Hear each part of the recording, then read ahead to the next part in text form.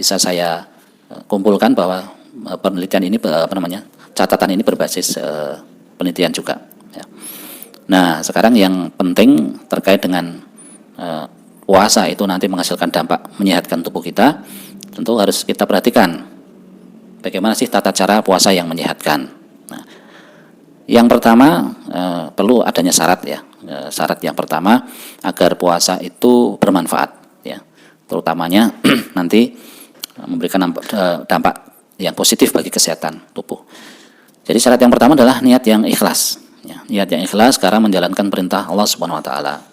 Jadi kita menjalankan puasa ini dengan kesadaran, ya, bukan karena terpaksa. Ya, namanya kewajiban memang seolah-olah dipaksa, tetapi sebetulnya kita bisa menerima, kita bisa memilih, ya, dengan sukarela, ya, dengan kesadaran. Yang ini tentu akan memberikan dampak yang berbeda, effort atau kekuatan yang harus kita energi yang kita salurkan ketika kita melakukan suatu aktivitas dilandasi dengan sukarela dibandingkan dengan terpaksa. Kalau orang yang terpaksa biasanya malah justru stres, tidak nyaman, lah ini tidak sinkron ya, kurang baik. Yang kedua yaitu menepati pola makan dan minum yang baik ya. Dan tentu yang benar ya selama menjalankan ibadah puasa. Ya. Ini tadi saya sebutkan terutama saat-saat yang bersahur maupun berbuka. Ini dua waktu yang sering kalau kita tidak berhati-hati ya kurang baik dalam menatanya, nanti justru malah dampak pada tubuh kurang optimal atau kurang baik ya. Sehingga nanti dengan menepati pola yang baik ya, makan minum yang baik, insya Allah akan dihasilkan perbaikan pada tubuh kita. Nah, secara umum saya sebutkan dulu ada 8 kiat puasa yang berbuah sehat. Tadi yang pertama, tanamkan niat ikhlas menunaikan puasa mengharap ridha Allah Subhanahu wa taala. Yang kedua, jangan tinggalkan sahur ya. Karena ini sahur ini juga merupakan fase kita mendapatkan cadangan persiapan untuk berpuasa supaya lebih kuat ya. Yang ketiga, jangan menunda berbuka ya. Kalau sudah saatnya berbuka ya segera berbuka dengan makanan yang tersedia. Kemudian yang keempat, ketika kita berbuka ketika berbuka makanlah secara bertahap ya. Ibarat naik mobil ya, kendaraan kita mulai jalan itu pakai gigi 1, 2 meningkat ya, baru 3 dan 4, tidak langsung gigi 4. Nah, ini nanti akan bermasalah pada organ pencernaan kita. Kemudian jangan tinggalkan olahraga juga ya, tidak usah terlalu berat, yang biasanya banyak disarankan ya menjelang berbuka, setengah atau 1 jam menjelang berbuka, supaya kalau recovery ketika berbuka itu akan lebih cepat. Kemudian yang keenam, problem orang berpuasa sering mengalami dehidrasi, maka kita memastikan konsumsi cukup air ya. Kita optimalkan mulai dari sejak berbuka sampai sahur itu bisa terbagi kadar air yang jumlah takaran air yang kita butuhkan dalam tubuh kita. Yang ketujuh, mengendalikan emosi ya. Ya, ini akan menjadikan jiwa kita tumbuh lebih sehat, merasakan kedekatan dengan Allah ya. Kemudian yang kedelapan, apapun kita syukuri, senantiasa bersyukur atas nikmat Allah Subhanahu wa taala. Ini gambaran 8 kiat puasa yang berbuah sehat. Nah, secara khusus tentang tata cara atau kiat yang lebih ditekan pada waktu sahur misalnya ya. Yang pertama ya memperbanyak konsumsi bahan-bahan yang mengandung protein ya, karbohidrat kompleks ya, atau indeks glikemik rendah. Maksudnya kalau makanan atau karbohidrat itu misalnya nasi atau apa ya, jagung atau ketela, itu makanan yang kalau kita konsumsi itu tidak langsung cepat dirubah menjadi gula ya, sehingga tidak melonjak tinggi di dalam aliran darah kita. Jadi gunakan karbohidrat kompleks yang indeks glikemiknya rendah ya, tidak langsung cepat-cepat dirubah jadi glukosa. Dan juga makanan yang mengandung serat ya.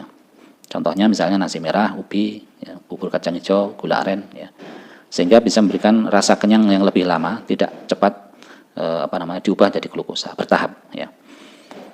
Kemudian yang kedua, mengkonsumsi cukup air tadi, vitamin dan mineral ini yang bisa kita dapatkan dari sayuran atau buah-buahan ya. Yang ketiga, hindari kopi ya pada waktu sahur, karena kopi ini biasanya bersifat diuretik, memperbanyak pengeluaran melalui urin, melalui kencing ya. Nanti malah Kalau kekurangan cairan, lemas, dehidrasi, ini kurang baik. Kemudian yang keempat ya, juga menghindari tadi konsumsi makanan yang atau minuman yang terlalu manis ya, minuman yang terlalu manis sekali. Tadi justru malah membuat lemas kalau langsung banyak mengkonsumsi zat-zat gula. Kemudian tadi pada waktu sahur, yang kedua bagaimana saat berbuka ya. Pada saat berbuka minum cukup air ya sebagai pelepas dahaga. Hidangan atau konsumsi pembuka dengan makanan yang mengandung zat gula yang alami, misalnya kurma, ini selain seratnya juga baik, kemudian bersifat alami, tidak langsung terlalu tinggi melonjak gulanya. Hindari sejenis sirup dan sebagainya ini karena justru kadang menimbulkan lemes ya. Kemudian hindari makanan yang proinflamasi, mudah memicu terjadi peradangan pada tenggorokan ya. Goreng-gorengan ya, atau makanan yang terlalu tinggi gula ya. Kemudian ya tadi ya intinya apalagi kalau atau kering ya, terlalu kering ya, ini juga kurang baik. Atau ekstrim, misalnya minum es atau minuman yang terlalu dingin ya, ini juga nanti di tenggorokan kita akan mudah memicu peradangan. Kemudian untuk makanan yang berat, ini baiknya dikonsumsi setelah ada jeda dari hidangan pembuka. Bisa diawali dengan pembuka yang ringan, kemudian setelah itu sholat dulu, break istirahat, sholat ya. Baru setelah itu melanjutkan dengan makan berat. Atau kalau kira-kira masih cukup ya, nanti bisa dikonsumsi setelah sahur, setelah sholat tarawih ya, sholat tarawih ya. Tapi jangan terlalu mendekati waktu mau tidur. Kemudian yang jelas lagi, pada waktu berbuka itu cenderung orang semacam balas dendam. Nah, ini akibatnya akan terjadi kelebihan atau berlebihan. Jadi hindari makan minum yang berlebihan, karena ini juga akan membebani pencernaan. Itu pada waktu sahur dan berbuka ya. Kemudian yang tidak kalah penting, ketika mendekati akhir Ramadan, biasanya tubuh kita sudah baik, cukup beradaptasi, seimbang, stabil. Namun yang perlu diwaspadai adalah ketika Idul Fitri atau saat Syawal atau saat Lebaran ya. Karena tradisi di negara kita ini kalau Lebaran sampai beberapa hari itu banyak makanan dan minuman yang melimpah ya, banyak sering mengandung makanan yang manis-manis, bersantan ya. Kemudian ya terutama yang enak-enak ibaratnya gitu. Nah, ini justru sering kita harus waspada ya. Karena makanan berlebihan pada saat Lebaran bisa berdampak berat badan yang sudah sebetulnya turun 3-4 kilo, 5 kilo, mungkin dalam hitungan 1-2 hari ketika mengkonsumsi makanan pada waktu Lebaran akan mengembalikan berat badan ke posisi semula seperti sebelum puasa. Ini kan ironi ya, jadi sudah 30 hari puasa kemudian dalam 1-2 hari kembali ke posisi semula. Ini tentu kurang baik ya, atau tidak baik. Selain berat badan naik, ada trigliserid, kolesterol, gula darah pada naik. Nah, yang paling sering juga terjadi gangguan pencernaan, karena ini yang tadinya sudah cukup tertata baik tiba-tiba harus mengkonsumsi makanan yang berlebihan ya, memicu diare, kumat atau gastritisnya kambuh ya. Ini yang baiknya dihindari. Kemudian tekanan darah tinggi juga meningkat, malas beraktivitas karena kekenyangan dan seterusnya.